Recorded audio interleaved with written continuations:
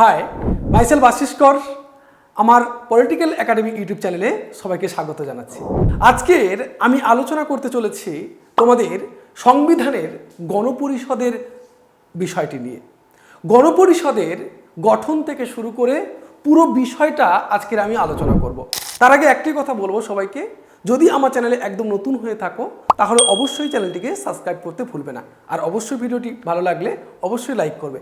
আমরা আমাদের এই চ্যানেলে ইন্ডিয়ান পলিটি অর্থাৎ ভারতীয় সংবিধানের পুরো চ্যাপ্টার ধরে ধরে আমরা কিন্তু কমপ্লিট করতে চলেছি। সমস্ত competitive exam, BA, MA, NET, SET প্রত্যেকের জন্য এই টপিকটা খুব কাজে আসবে। চলো তাহলে দেখে নেওয়া যাক আজকের গণপরিষদে কি রয়েছে। আজকের আমার আলোচনার বিষয় সংবিধান রচনা ও গণপরিষদ, এই বিষয়টি নিয়ে। সংবিধান রচনা করতে গেলে যে গণপরিষদ গঠিত হয়েছিল আমাদের, সেই গণপরিষদের গঠন কীরকম হয়েছে এবং গণপরিষদ কিভাবে ধীরে ধীরে সংবিধান রচনা করেছে ভারতের, সেটা নিয়ে আলোচনা করব। প্রথমেই আলোচনা করব গণপরিষদ কি। গণপরিষদ বলতে আমরা মূলত কি বুঝি, গণপরিষদ কি, সেই বিষয়টা নিয়ে যদি আলোচনা করতে যাই, প্রথমে কি বলছে, গণপরিষদ হলো ভারতের সাধারণ জনগণের দ্বারা নির্বাচিত এমন একটি সংস্থা যা বিশ্বের বৃহত্তম গণতন্ত্রের অর্থাৎ ভারতের সংবিধান রচনা করেছিল। গণপরিষদ মূলত সংবিধান রচনার জন্য কিন্তু গঠন করা হয়েছিল। যখন ভারতবর্ষ পরাধীন ছিল সেই সময়ে আমরা জানি যে 1947 সালে ভারতবর্ষ স্বাধীনতা পাচ্ছে। ঠিক তার আগে আমাদের ভারতের সংবিধান রচনা করার জন্য একটা গণপরিষদ গঠিত হয়েছিল। লেখা আছে দেখো, গণ প্লাস পরিষদ, গণপরিষদ অর্থাৎ জনগণের প্রতিনিধি নিয়ে অর্থাৎ গণ, তার প্রতিনিধি নিয়ে একটা পরিষদ গড়ে উঠেছিল, যে কিনা কি করবে, যে কিনা সংবিধান রচনা করবে। এখানে তাহলে প্রশ্নটা, এখান থেকে তোমাদের প্রশ্ন আসতে পারে, গণপরিষদ ভারতের সাধারণ জনগণের দ্বারা কিন্তু নির্বাচিত হয়েছিল, তাদের প্রতিনিধিরা কিন্তু এখানে এসেছিল। দ্বিতীয়ত কি বলছে, ভারতের কমিউনিস্ট আন্দোলনের পথিকৃৎ, গুরুত্বপূর্ণ কথা কিন্তু মনে রাখবে, মানবেন্দ্রনাথ রায় 1934 সালে সর্বপ্রথম ভারতের সংবিধান রচনার জন্য গণপরিষদ যে প্রয়োজন সেটা তিনি উল্লেখ করেছিলেন। কে উল্লেখ করেছিলেন? মানবেন্দ্রনাথ রায়। তারপরে বলছে দেখো, পণ্ডিত জওহরলাল নেহেরু ভারতের জাতীয় কংগ্রেসের পক্ষ থেকে 1938 সালে ঘোষণা করেন যে, কি ঘোষণা করছেন জওহরলাল নেহেরু? এই প্রত্যেকটি সাল তোমরা মনে রাখবে, যারা কম্পিটিটিভ এক্সামের জন্য পড়ছো তাদের জন্য এই ক্লাসগুলো কিন্তু অত্যন্ত গুরুত্বপূর্ণ হতে চলেছে। দেখো 1938 সালে বলছে, তিনি ঘোষণা করছেন, স্বাধীন ভারতের সংবিধান বহির্দেশের হস্তক্ষেপ ছাড়া সার্বিক প্রাপ্তবয়স্কের ভোটাধিকারের ভিত্তিতে নির্বাচিত একটা গণপরিষদ গঠিত হবে। স্বাধীন ভারতবর্ষের যে সংবিধান রচিত হবে তার জন্য একটা গণপরিষদ গঠিত হবে। কিসের ভিত্তিতে? কিসের ভিত্তিতে? প্রাপ্তবয়স্কের ভোটাধিকারের ভিত্তিতে।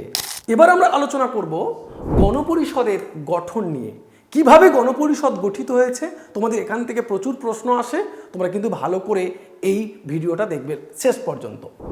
গণপরিষদের গঠন কিভাবে হয়েছে বলছে, ভারতের বর্তমান সংবিধান রচনা করেছে একটি নির্বাচিত গণপরিষদ, একটি নির্বাচিত গণপরিষদ।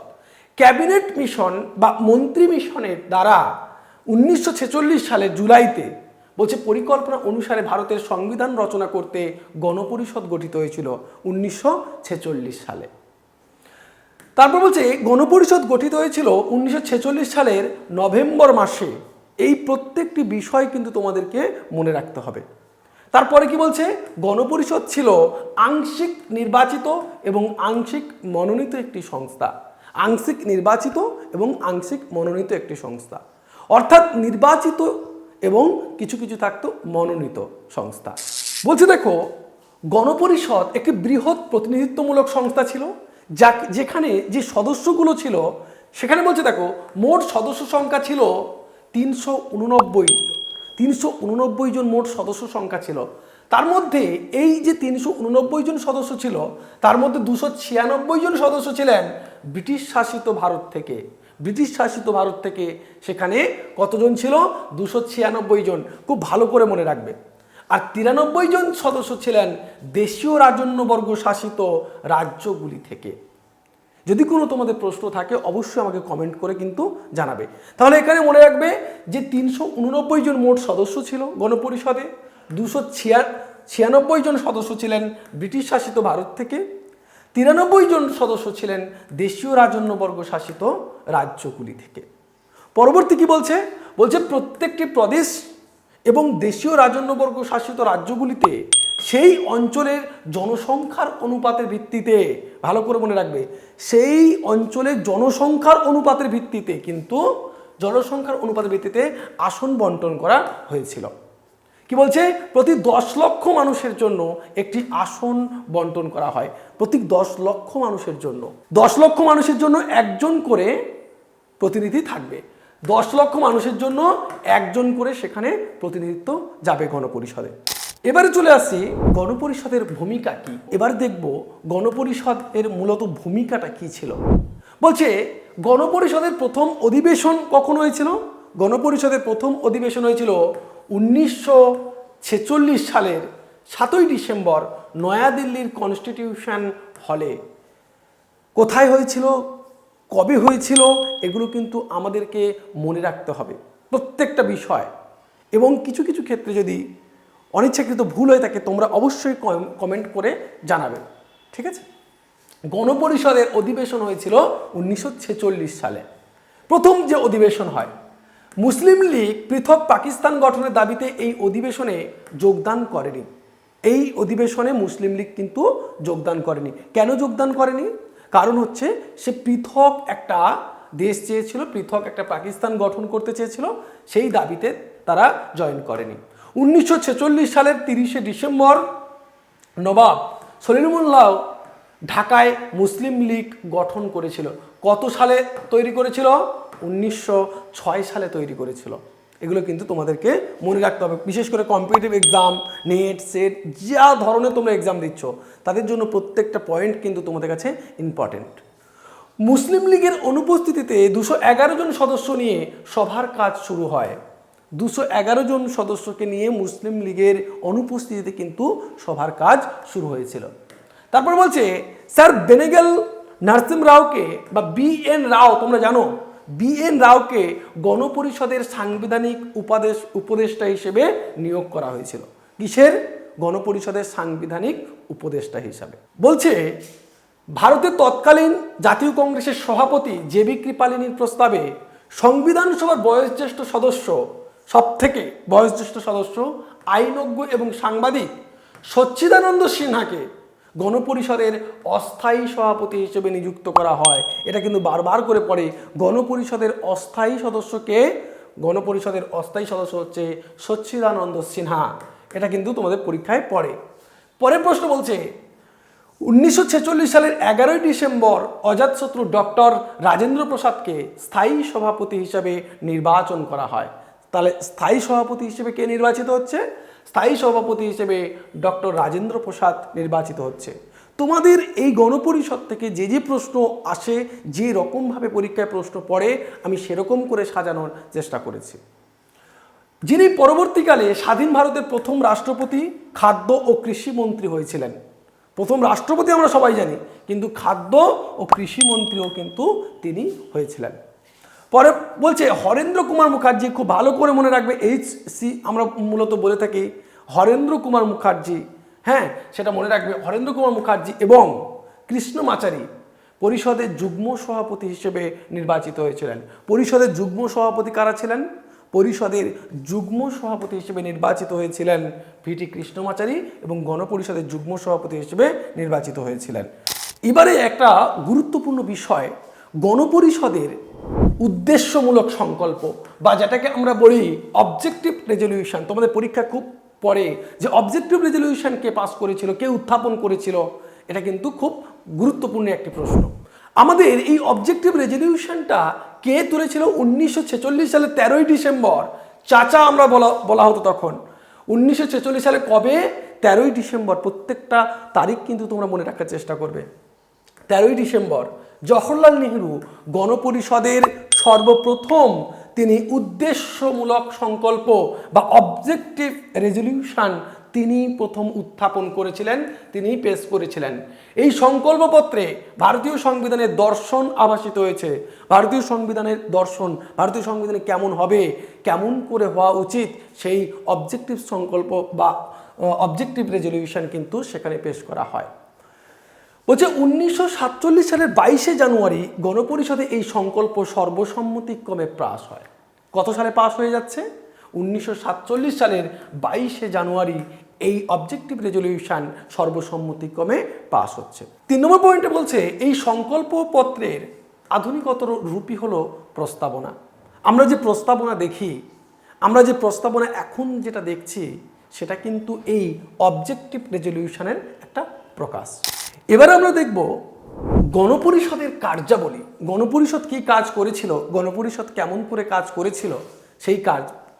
গণপরিষদ থেকে মূলত তোমাদের শর্ট প্রশ্ন কিন্তু অনেক আসে, সেখান থেকে তোমাদেরকে করতে হবে। প্রত্যেকটা ইম্পর্টেন্ট পার্টগুলো নিয়ে আমি এখানে তুলে ধরেছি। গণপরিষদ 1949 সালের মে মাসে ভারতকে ব্রিটিশ কমনওয়েলথের অন্তর্ভুক্ত করে। কত সালে? 1949-এর মে মাসে। দ্বিতীয়ত বলছে গণপরিষদ ভারতের জাতীয় পতাকা গ্রহণ করে 1947 সালের 22শে জুলাই। যে জাতীয় পতাকা সেটা গ্রহণ করে 1947 সালে 22শে জুলাই। এই কারণেই প্রতি বছর কিন্তু আমরা 22শে জুলাই জাতীয় পতাকা দিবস হিসেবে পালন করি। কত তারিখে? তোমার না জানা থাকলে তাহলে জেনে নাও, 22শে জুলাই আমরা জাতীয় পতাকা দিবস হিসেবে পালন করি। এই যে জাতীয় পতাকা, এই জাতীয় পতাকার যে নকশা, সেটা কি করেছিল জানো? সেটা করেছিল পিঙ্গালি ভেঙ্কাইয়া। খুব ভালো করে মনে রাখবে, এই যে জাতীয় পতাকার যে নকশা, সেই জাতীয় পতাকার নকশা করেছিল পিঙ্গালি ভেঙ্কাইয়া। বলছে গণপরিষদই আমাদের যে দেশরত্ন ডক্টর রাজেন্দ্র প্রসাদকে ভারতের প্রথম রাষ্ট্রপতি হিসাবে নির্বাচিত করছেন, এবং তার পাশাপাশি তাকে আমাদের যে ভারতের সব থেকে অসামরিক যে সর্বোচ্চ সম্মান, ভারতের অসামরিক সম্মান, কিন্তু সামরিক নয়, অসামরিক যে সর্বোচ্চ সম্মান ভারতরত্ন, তাকে দেওয়া হয়েছিল 1962 সালে। 1962 সালে। পরের পয়েন্টে কি বলছে? বলছে গণপরিষদ ভারতের যে ন্যাশনাল অ্যান্থাম যেটাকে বলি আমরা, মূলত ভারতের যে ন্যাশনাল অ্যান্থাম কি? জনগণ মন অধিনায়ক জয় হে। এই জনগণ মন এটাকে কিন্তু গ্রহণ করেছিল কত সালে? 1950 সালের 24শে জানুয়ারি। এগুলো কিন্তু খুব গুরুত্বপূর্ণ এবং ইম্পর্টেন্ট, তোমাদের মনে রাখতে হবে। ভারতের জাতীয় সঙ্গীতটি রচনা করেছিলেন বিশ্বকবি রবীন্দ্রনাথ ঠাকুর, যিনি সং অফারেন্স গ্রন্থের জন্য মূলত 1913 সালে এশিয়ার মধ্যে প্রথম ব্যক্তি হিসেবে সাহিত্যে নোবেল পুরস্কার লাভ করেছিলেন, আমরা যেটাকে গীতাঞ্জলি বলে থাকি। পরের যে পয়েন্টটা বলছে গণপরিষদ ভারতের জাতীয় গান, এটা গেল ন্যাশনাল অ্যান্থাম, আর এটা হচ্ছে ন্যাশনাল সং। ন্যাশনাল সং কোনটা? বন্দে মাতরম। বন্দে মাতরম, বন্দে মাতরম বলে আমরা যে গানটা শুনি বারবার করে, এই বন্দে মাতরম গানটাকে গ্রহণ করেছিল 1950-এর 24শে জানুয়ারি। একই দিনে ন্যাশনাল অ্যান্থাম এবং ন্যাশনাল সং এই দুটোকে গ্রহণ করা হয়। কে গ্রহণ করে? গণপরিষদ। এই গানটি কে রচনা করেছিল? সাহিত্য সম্রাট বঙ্কিমচন্দ্র চট্টোপাধ্যায়। কে রচনা করেছিল? সাহিত্য সম্রাট বঙ্কিমচন্দ্র চট্টোপাধ্যায়। আনন্দমঠ উপন্যাসে এই গানটা আমরা মূলত দেখেছিলাম। এই গানটা কেন করেছিল? বিপ্লবীদের উজ্জীবিত করতে, জাতীয়তা বোধে আরো উজ্জীবিত করার জন্য এই গানটা তিনি রচনা করেছিলেন। এবারে আমরা দেখে নেব গণপরিষদের কিছু কিছু অধিবেশন। গণপরিষদের গুরুত্বপূর্ণ কিছু অধিবেশন যেগুলো রয়েছে সেগুলো সম্পর্কে একটু দেখে নেব। গণপরিষদের অধিবেশন, প্রথম অধিবেশন আহ্বান করা হয়েছিল 1946 সালের 7ই ডিসেম্বর নয়াদিল্লির কনস্টিটিউশন হলে। খুব গুরুত্বপূর্ণ প্রশ্ন পড়ে এখান থেকে, নয়াদিল্লির কনস্টিটিউশন হলে। ভারতের সংবিধান প্রস্তুত করতে গণপরিষদের মোট কত বছর সময় লেগেছিল? 2 বছর 11 মাস 18 দিন। এটাও তোমাদের প্রশ্ন পড়ে, কত দিন সময় লেগেছে? 2 বছর 11 মাস 18 দিন সময় লেগেছে, এবং মোট 11 বার ভারতের অধিবেশন, যে অধিবেশন, গণপরিষদের যে অধিবেশন, সেটা কতবার হয়েছিল? মোট 11 বার গণপরিষদের অধিবেশন বসেছিল। এগুলো তোমাদের WBCS তোমাদের নেট সেট কিংবা তোমরা যদি কম্পিটিটিভ যে কোনো এক্সাম পড়ো, এই দিক থেকে তোমাদের প্রশ্ন অবশ্যই পড়বে। আর তোমরা যদি আমার একটা ক্লাস করো, অবশ্যই সমস্ত পার্টটা তোমাদের কমপ্লিট হয়ে যাবে। পরেরটা কি বলছে, সংবিধান প্রণেতাগণ ভারতের সংবিধান রচনা করতে গিয়ে কত খরচা হয়েছে? মূলত 60টি দেশের সংবিধান পর্যালোচনা করেছিলেন। কতগুলো দেশের সংবিধান পর্যালোচনা করে? 60টি দেশের। আর খরচ হয়েছিল প্রায় 64 লক্ষ টাকা সংবিধান আমাদের করতে গিয়ে। পরের যে পয়েন্টটা বলছে দেখো, 1950 সালে 24শে জানুয়ারি গণপরিষদের অন্তিম অধিবেশন তথা একাদশতম অধিবেশনটি হয়। আমরা প্রথম অধিবেশন দেখেছি আর একদম শেষ অধিবেশন এটা দেখলাম, একদম লাস্ট একদম শেষ অধিবেশন, অন্তিম অধিবেশন কত হয়? একাদশতম অধিবেশনটা 1950-এর 24শে জানুয়ারি। আর 26শে জানুয়ারি কিন্তু আমাদের মূলত সংবিধান কার্যকর হচ্ছে। সংবিধান কার্যকর হচ্ছে। তোমাদের জন্য প্রশ্ন থাকলো, সংবিধান গৃহীত হয়েছিল কত তারিখে? সংবিধান গৃহীত হয়েছিল কত তারিখে? তোমাদের জন্য প্রশ্ন থাকলো, অবশ্যই কমেন্ট করে জানাবে। পরেরটা কি বলছে, ভারতের সংবিধান প্রস্তুত করার পরেই গণপরিষদের কাজ শেষ হয়ে কিন্তু যায়নি। 1950 সালের 26শে জানুয়ারি থেকে 1951-52 সালে স্বাধীন ভারতের প্রথম নির্বাচনের পূর্ব পর্যন্ত গণপরিষদকে তৎকালীন ভারতের অন্তর্বর্তীকালীন সংসদ হিসেবে কাজ করতে হয়েছিল। এটা খুব গুরুত্বপূর্ণ পয়েন্ট। অন্তর্বর্তীকালীন সংসদ 1952 সালের আগে, কারণ আমরা জানি যে 1952-1952-এর পরে কিন্তু সাধারণ নির্বাচন হয়। 51-52 এই সময় সাধারণ নির্বাচন হচ্ছে। ভারতের প্রথম সাধারণ নির্বাচন 52 সালে ঘটছে, 51 থেকে 52 এই সময় ভারতের প্রথম সাধারণ নির্বাচন হচ্ছে। কিন্তু তার আগে 1950-এর পরে কি করে চলবে, কিভাবে চলবে? তাহলে অন্তর্বর্তীকালীন সংসদ কে ছিল? সেই গণপরিষদ তার দায়িত্ব পালন করেছিল অন্তর্বর্তীকালীন সংসদ হিসেবে। এবারে তোমাদের সামনে গুরুত্বপূর্ণ কিছু কমিটি নিয়ে উপস্থিত হয়েছে। গণপরিষদের কমিটি, আমরা গণপরিষদে বিভিন্ন কমিটিগুলো, এই কমিটি থেকে অবশ্যই তোমাদের প্রশ্ন আসবেই আসবে। তোমরা যদি এই পিডিএফটা পেতে চাও, অবশ্যই আমাদের নিচে দেওয়া যে টেলিগ্রাম লিঙ্ক দেওয়া আছে, অবশ্যই টেলিগ্রামে তোমরা জয়েন করতে পারবে। চলো, সংবিধান রচনার জন্য আমরা যে গণপরিষদ গঠন করেছিলাম, সেই গণপরিষদের যে কমিটিগুলো ছিল, কিছু কিছু প্রধান কমিটি ছিল, কিছু কিছু অপ্রধান কমিটিগুলো ছিল। তার মধ্যে যে কমিটিগুলো মূলত প্রধান কমিটি, এই যে 7টি আমরা দেখতে পাচ্ছি, এটা কিন্তু খুব গুরুত্বপূর্ণ কমিটি। কি কি কমিটি? কেন্দ্রীয় ক্ষমতা সংক্রান্ত কমিটি, তার সভাপতি কে ছিল? সভাপতি ছিল বা চেয়ারম্যান ছিল জওহরলাল নেহেরু। খুব ভালো করে মনে রাখবে, এখান থেকে প্রশ্ন পড়ে। রাজ্যের ক্ষমতা সংক্রান্ত কমিটি জওহরলাল নেহেরু। কেন্দ্রীয় সংবিধান সংক্রান্ত কমিটি জওহরলাল নেহেরু। রাজ্যের সংবিধান সংক্রান্ত কমিটি বল্লভভাই প্যাটেল, সর্দার বল্লভভাই প্যাটেল। কার্যনির্বাহী কমিটি রাজেন্দ্র প্রসাদ। কার্য বিবরণী সংক্রান্ত কমিটি ডক্টর রাজেন্দ্র প্রসাদ। এবং খসড়া কমিটি ডক্টর বি.আর. আম্বেদকর। এই যে 7টা মূল কমিটি আমরা দেখলাম, এর কিন্তু প্রত্যেকের চেয়ারম্যানগুলো কে বা সভাপতি কে, সেটা তোমাদের মনে রাখতে হবে। আরেকটি গুরুত্বপূর্ণ কমিটি যেটা রয়েছে, মৌলিক অধিকার সংখ্যালঘু এবং উপজাতি অধ্যুষিত এলাকার জন্য উপদেষ্টামূলক কমিটি, তারও ছিল সর্দার বল্লভভাই প্যাটেল। এবং এই কমিটির অধীনে আবার 5টা উপকমিটি ছিল। মৌলিক অধিকার সংক্রান্ত উপকমিটি জে.বি. কৃপালিনী। সংখ্যালঘু সম্প্রদায় সংক্রান্ত উপকমিটি হরেন্দ্র কুমার মুখার্জি। আসাম ব্যতীত অন্যান্য উত্তর পূর্ব অঞ্চলের জন্য রাজ্যের জন্য গঠিত উপকমিটি অমৃতলাল বিঠলভাই টাক্কার। উত্তর পূর্বাঞ্চলের সীমান্তের উপজাতি অধ্যুষিত অঞ্চল এবং আসামের কিছু অঞ্চলের জন্য উপকমিটি গোপীনাথ বরদলৈ। উত্তর পশ্চিম সীমান্তের উপজাতি অধ্যুষিত অঞ্চলের জন্য গঠিত উপকমিটি গোপীনাথ বরদলৈ। তোমরা কিন্তু এগুলো একবার দেখে রাখবে, ভালো করে পড়ে নেবে। এবার গণপরিষদের কিছু অপ্রধান কমিটি যেগুলো রয়েছে, প্রধান কমিটিগুলো আমরা আলোচনা করবো, এবার কিছু অপ্রধান কমিটি রয়েছে সেগুলো নিয়ে আলোচনা করব। খসড়া সংবিধান পর্যালোচনার জন্য বিশেষ কমিটি জওহরলাল নেহেরু। জাতীয় পতাকা সংক্রান্ত তদর্থ কমিটি ডক্টর রাজেন্দ্র প্রসাদ। অর্থ এবং কর্মীবৃন্দ committee doctor Rajendra Prasad. Order of business committee K Munshi. House committee Pattabhi Sitaramayya. তারপর বলছে পরিচয় সংক্রান্ত কমিটি আল্লাদি কৃষ্ণস্বামী আয়ার। প্রাদেশিক ভাষা সংক্রান্ত কমিশন এস.কে. দার। সুপ্রিম কোর্ট বিষয়ে তদর্থক কমিটি এস.কে. ভরতচারী। নাগরিকত্ব বিষয়ক তদর্থক কমিটি এস. ভরতচারী। কেন্দ্রীয় সংবিধানের জন্য অর্থনৈতিক ব্যবস্থা সংক্রান্ত কমিটি নলিনী সরকার, প্রেস গ্যালারি কমিটি উষানাথ সেন। এই কমিটিগুলো কিন্তু অত্যন্ত গুরুত্বপূর্ণ। তোমাদের কিন্তু এই কমিটিগুলো ভালো করে মনে রাখতে হবে এবং তার নামগুলো কে কে চেয়ারম্যান ছিল, সভাপতি ছিল, সেগুলো তোমাদের মনে রাখতে হবে। এবারে আলোচনা করব আমাদের খসড়া কমিটি। খসড়া কমিটি গঠন করা কাদের নিয়ে গঠন করা হয়েছিল? খসড়া কমিটি বিষয়টা কি? খসড়া কমিটি বলতে যেটা বোঝায়, কোনো একটা বিষয় যখন আমরা রচনা করতে যাই, যখন সংবিধান রচনা করতে যাচ্ছি, তার আগের অর্থাৎ প্রাক মুহূর্তে আমরা কোনো কাজ করতে গেলে একটা রাফ করে নিই প্রথমে, তারপরে ফাইনাল করি। ঠিক তেমনি একটা সংবিধান রচনা করার জন্য যে খসড়া প্রস্তুত করার জন্য কি কি নেওয়া হবে, কি কি নেওয়া হবে না, কি কি মূল বিষয়গুলো সেখানে যুক্ত হবে, এই বিষয় সংক্রান্তগুলো তৈরি করার জন্য একটা খসড়া তৈরি করতে হয় সংবিধানের।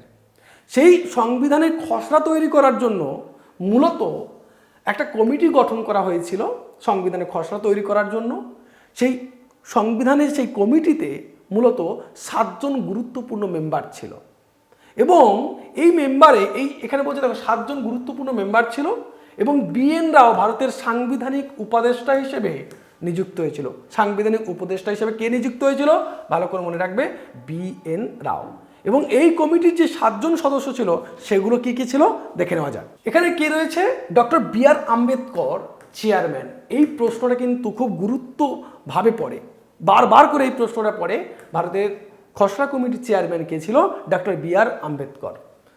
পরে ছিল কে কে সদস্য ছিল? Alladi Krishnaswami Ayyar, N Gopalaswami Ayyangar, doctor KM Munshi, Syed Mohammad Saadulla একমাত্র মুসলিম সদস্য ছিল তখন, N মাধব রাও। গণপরিষদের BL মিত্রের সদস্যপদ যখন বাতিল হয় তার পরিবর্তে এসেছিল N মাধব রাও।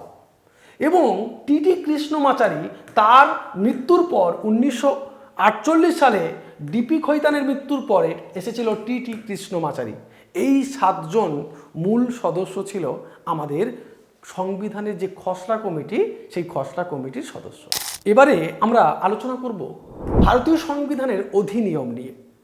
ভারতীয় সংবিধান আমরা জানি 1949 সালে 26শে নভেম্বর রাষ্ট্রপতি সহ সংবিধান সভায় সকল সদস্যগণ স্বাক্ষর করেছিল। 1949 সালের 26শে নভেম্বর।